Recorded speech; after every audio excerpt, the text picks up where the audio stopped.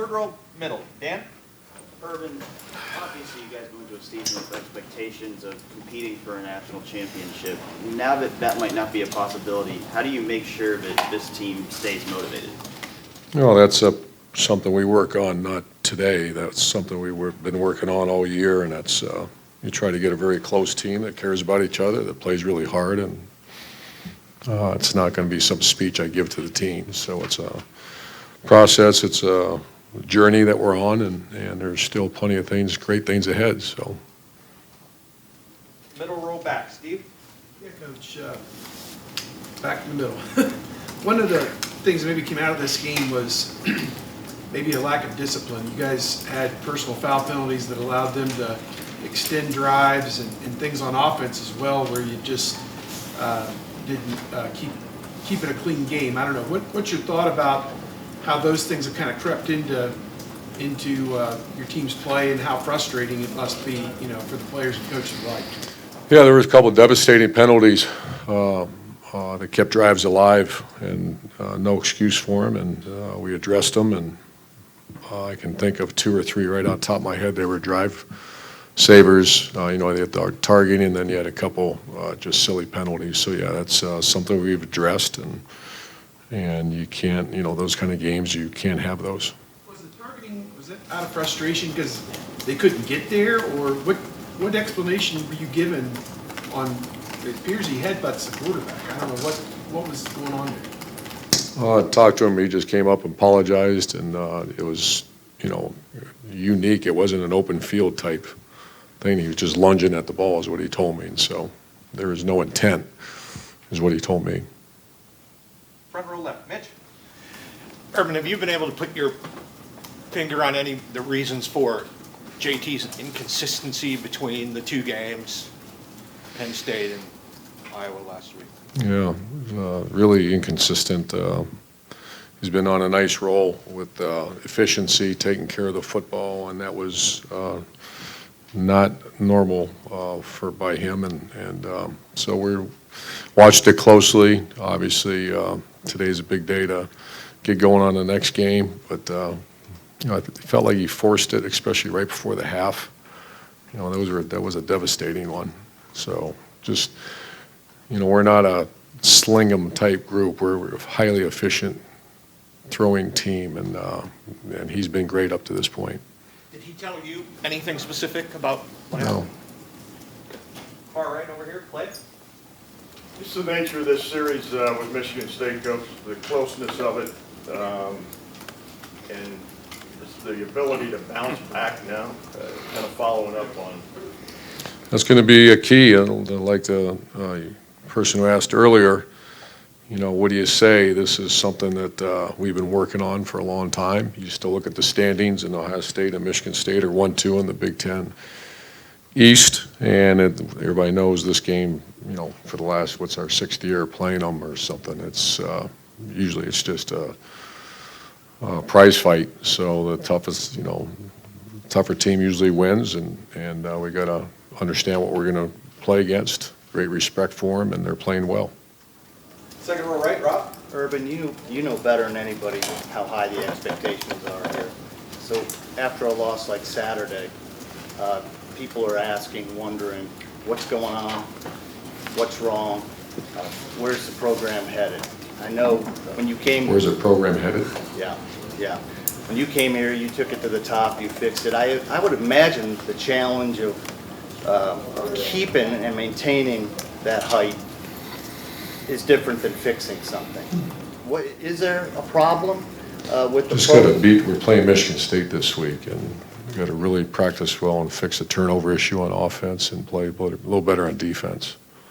Kicking was much better. Front row right. Bill? When you were down last week this time, you talked about the maturity that your team showed in rallying against Penn State. Iowa scored 31 straight points after it was tied at 17. Did you misjudge the maturity level or the ability, or is it a case of Iowa playing really well and you just having a bad day? I think Iowa played well, and we didn't play very well, and turnovers and not being able to get off the field on defense caused that game to turn out the way it did. And you were asked this last week about J.K. Dobbins, and you said you don't micromanage. But you've also said in past years that you want to make sure that your top playmakers get the ball a certain amount of times. He only got 6 carries on Saturday. Is that something that you are disappointed with? Is something you're going to make sure you're going to change in the future? We have conversation about it. If there's a huge disparity between, I think Mike's playing hard. I think JK's our starter. I had a couple nice runs. Those are things we talk about.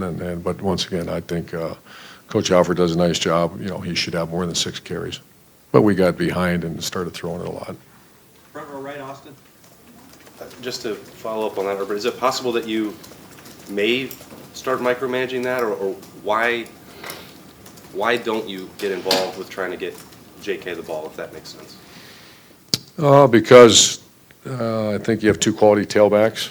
I think that JK is going to be a 1,000-yard rusher here pretty soon. And like I said, the way the game materialized in that third quarter, there wasn't a whole lot of runs after that point. And but those are certainly conversations. JK deserves the ball. When you guys had those consecutive injuries on the offensive line that seemed to change things, is the depth still not where you want it on that unit? Not even close. Front row left, Doug. Urban, Iowa did seem to do a good job with their offense, hitting the tight ends, getting you guys in some play action. They found some things that worked, and it seemed like defensively they obviously had scouted you guys well and maybe sniffed out some of the things that you guys had done effectively in your pass game previously. Did they have a better game plan on both sides of the ball than Ohio State I did think for they this game? executed their game plan well. You know, I thought the first few drives was, you know, through the first quarter and a half, it was up and down the field, and then we went on a, you know, when that had those injuries in the 17-17 ball midfield, and you feel like you're somewhat controlling the line of scrimmage, our offense I'm talking about, and you know, high-end execution in the pass game, and then it just, you know, a bunch of 3-and-outs, and we couldn't get off the field, and then you start panicking on the offense, and that's not good for anybody. After the Oklahoma game, we talked about, you guys noticed that the linebackers had gotten hurt in play action and coverage, and Oklahoma hit you guys there. That happened again against Iowa. When you have something that happens, you think it's fixed, and it happens again, is that a failing of that position group and then of that position coach to allow that to happen again? Sure, it is, and you know, the week before I thought they played very well. They didn't play very well this week. So then, how do you evaluate that? Bill Davis is a first-year coach here, and it's 2 losses, and we're talking about issues at his position group. How do you evaluate that as the head coach? I evaluate it. Far left, Lori. Coach, in 6 of your last 7 losses, the quarterback has had more carries than your leading running back. I'm wondering, is that a coincidence, or is that a sign of what the defenses that have had the most success against you are doing? Oh, that's a good question. A lot of times when you're struggling, that's kind of your get out of jail card free. That's I can see that now that you brought that up. That's not by intent, and a lot of those are scrambles. You know, when you're behind and you start throwing the ball, you're going to get some, you know, some pressures where the guy's going to run a little bit. Is there an ideal ratio that you'd like to see there? As far as Q runs, Yeah. you don't want to have that many. You want to, you know, 8 to 10 to 12. You don't want to have that many. Second row left, Ari. Urban, when you first got here, I remember you saying that you hoped that this program would get to a point where there would be a lot of early NFL departures, like that would be an annual thing. I said that? Yeah, or you said that that is a sign that things are cooking well, or something like that. Now that that's kind of come true, every year you guys have guys leaving early to the NFL, are there challenges that you face in this program other than just the idea of having to replace them on the field? I'm talking about bigger than just every year having to replace them. Sure.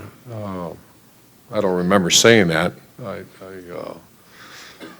think that's part of the life in the big city, that when you recruit good players and develop them and they play well, that there's chances, great chances. It creates all kinds of issues. When you start talking about as many as we've had, as far as the turnover, as far as keeping that recruiting board fluid, as far as an early signing date, that's going to be all, this is all major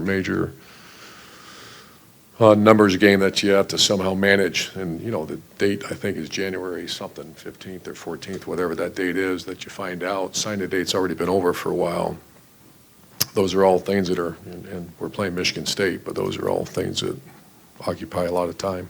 I've had a few questions from readers asking, like, if you felt like that this has become such an NFL factory that it's hard to get complete buy-in from the team in terms of just, you know, players who have been here for a long time, because there's people continually leaving every other year and they're coming here more so to be developed. That's something you got to watch. You got to watch. I mean, that's something that happened to us at Florida a little bit, where, you know, guys, you know, every player that comes to Ohio State has a dream of playing in the NFL, and they should. But you have to, you know, whether it's agents, whether it's people in people's ear, and those are all things you have to have constant conversation with them about. I watch closely. Bill? Urban, this team throws the ball more than any team you've coached in your career statistically. You're running the ball less than you have at any other time since you've been here. We've talked a lot about the passing game. I know you guys have worked hard to become more balanced. Is it possible that in that quest to become a better passing team, you've maybe lost a little bit of your identity as a power running team? Yeah, we discussed that as well. You know, really through about a 6-game run there, we were really nice balance as far as run-pass ratio, throwing for a little bit more than we have. But yeah, that's a much different, you know, makeup right now than when we were heavy. It used to be about a 70% run. It's about 65, about 55-45 now. And then Lori asked you what the quarterback runs. We know when you're running the read, like if they're going to let the quarterback keep it, he should keep it. How do you adjust to make sure when they are doing that, that you still find ways to get the ball into the tailback's hands? That's hard, because that's exactly what Iowa was doing. Those weren't designed Q runs. Those were they were going to take the ball out of JK's hands, a lot of those runs. So those are all things that we have to game plan and continue to work and find ways to give handoffs to the tailback. And final question, front row right, Tim? Yeah, Urban, going back to your defense real quick, I know you won't get into detail about it, but what did you and Greg talk about over the last day and a half about what you saw out there, 48 points? You know, obviously they got a pick 6. But what just generally was your biggest disappointment about the way the defense played? Oh, I missed tackles, and I didn't feel this was one of the first games I can remember not controlling the line of scrimmage and just not getting off the field in third downs because of penalties or because of, you know, we had them backed up several times and they got out of the hole. So we just had conversation and let's move on towards Michigan State and try to go win this game. Is it a sense, too, though, that Iowa had a really good, I mean, it looked like they were almost a step ahead in their play calling, whatever you want to call it. They had you guys, you know what I mean, on the flip-flop, so to speak, and then they had a lot of those drag routes where they had cleared out underneath and things like that. Was that a case of that, too, of the other team kind of like calling the plays at the right time? For want of another word? Yeah, I just think there were some miscues, too. You know, we didn't play very well. So, yeah, I think it's common. Anytime you see that type of thing, you don't want to just say it's all miscues. It's, you know, the week before that, you know, there wasn't the miscues. And there were this week. And so now the question you have to ask is why. And that's not so much the how, but why did that happen? Are we not practicing? Are we got the right people playing? All those type of things. Michigan State's obviously watching that. I mean, they've seen tight ends, you know, do some damage against you guys, some of that kind of stuff. Just what's your biggest concern about Michigan State's offense coming into this game? Oh, he's really throwing the ball, yeah. He threw for 400 yards. Have not watched a lot of them yet. Today's, Monday? I don't watch them until Tuesday. But I visited with our defensive staff, and he's thrown for 800 yards the last 2 games. You know, one was overtime, several overtimes, but he's thrown at a very high level, and they're a much different team. You know, they're not, you know, it used to be kind of a 70-30 run pass. It's not that right now. Coach, thank you. Thanks, guys.